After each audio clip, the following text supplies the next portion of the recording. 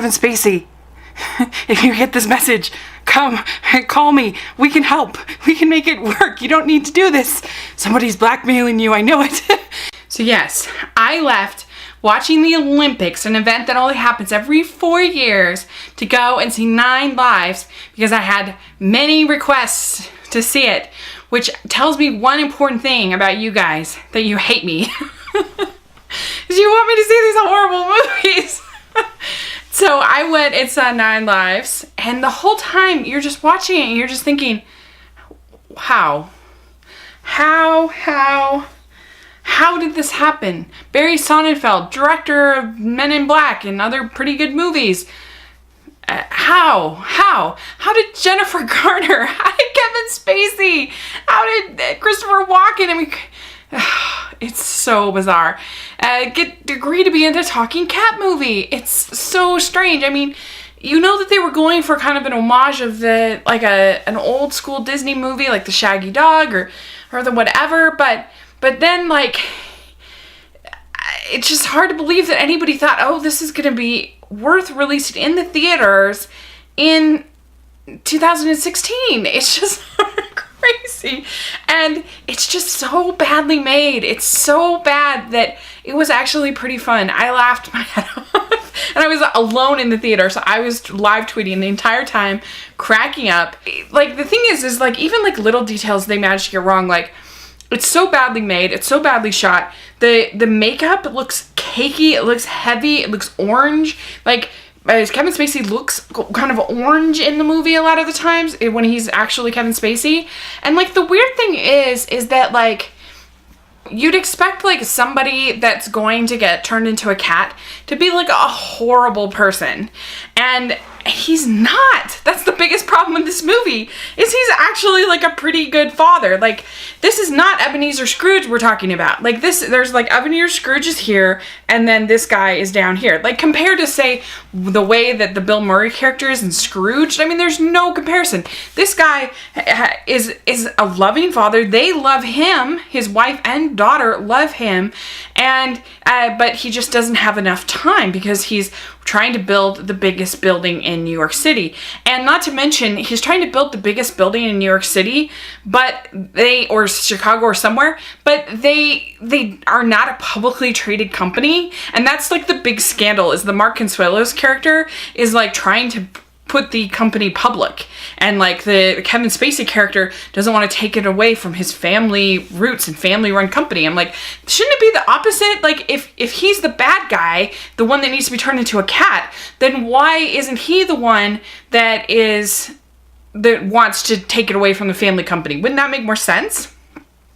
And his son's working there, and his son never feels like he's good enough. His son's played with Robbie Arnell, who felt like he was in a totally different movie, and and so yeah, like he really is like worried about his daughter. Like, it's not like he doesn't care.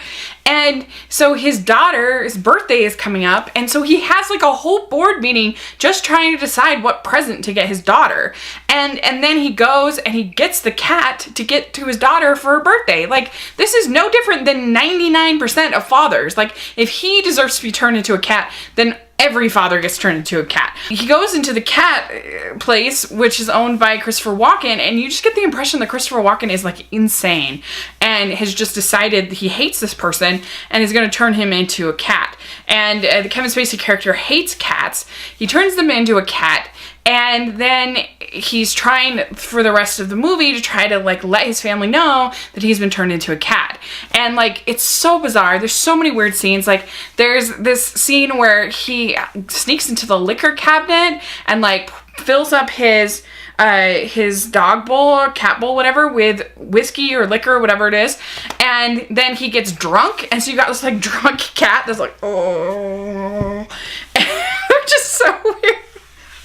And the special effects, the CG is so bad in this movie. It's hilarious. I laughed my head off. Like, there's the scene where he like dances to cat song. I can't remember the name of the song.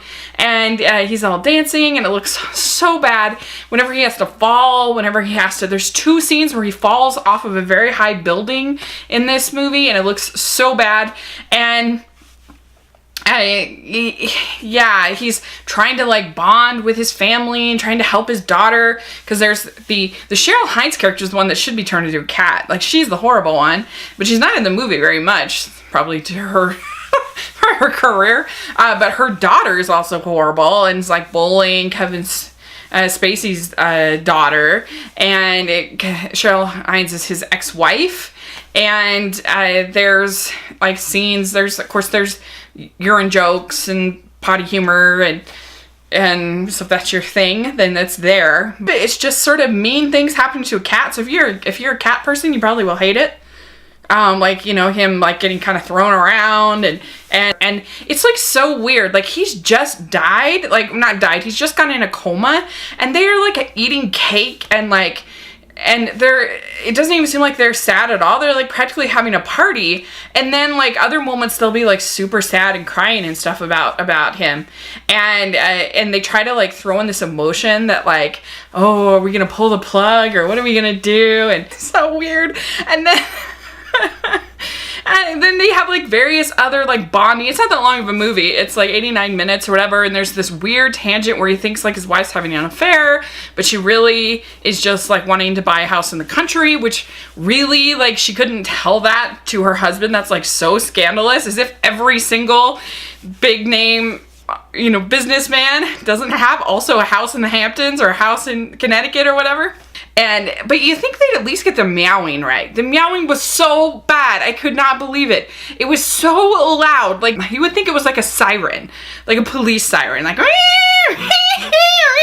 it was so loud. I couldn't believe how loud it was. Perfect movie to go with like a group of friends and just laugh and laugh and laugh. Like, this along with Gods in Egypt are gold for that this year. There's a crazy scene at the end where, spoiler alert if you care about 9 Lives, but there's this crazy scene where the Robbie Arnell character, he's like running up to the top of the building, and like it's all built up like this.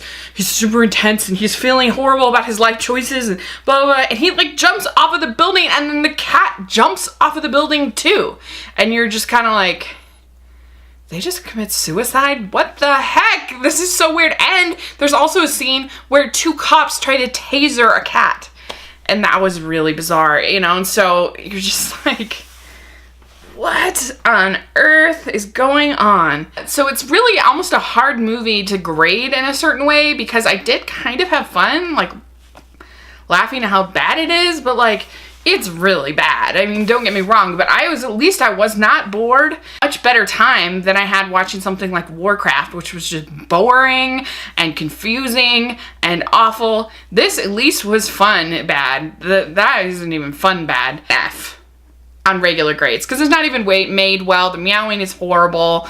The music is horrible. The lighting, the filming of it is horrible. It looks like an ABC Family movie. In fact, those even look better most of the time. And so I can't give it any. It's an F. But I did have fun. Like, I would rather watch this again than watch Warcraft again. I would rather watch this again than watch Mother's Day or a whole bunch of other movies I've seen this year. Right, so let me know what you think of 9 Lives and what's the best bad movie you've ever seen. Put it in the comment section, and thanks so much. Please subscribe to my channel. I'll talk to you later. Bye!